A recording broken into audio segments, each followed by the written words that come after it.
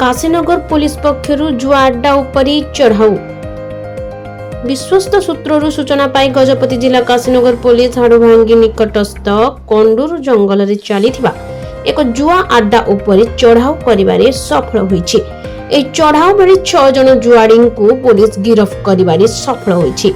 गिरफ अभियुक्त निकटरु 1,05,000 नगद टंका, 5टी मोबाइल फोन, 5टी बाइक और 8टी टास पैकेट जबत करिथिबा सूचना दैछन्ति गजपति एसपी जतीन्द्र कुमार पंडा। दीर्घ दिन धरी जिलार विभिन्न स्थान में जुआ खेल चलिथिबा बेले विश्वस्त सूत्ररु सूचना पाई आरक्षी अधीक्षक श्री पंडांक निर्देश क्रमे जुआ अड्डा उपरि चढ़ाऊ करिथिला काशीनगर पुलिस। सेपटे आगकु मध्य एपरि जुआ अड्डा उपरि चढ़ाऊ सूचना मिलिले कराजिबो बोली गजपति पुलिस कहिछि।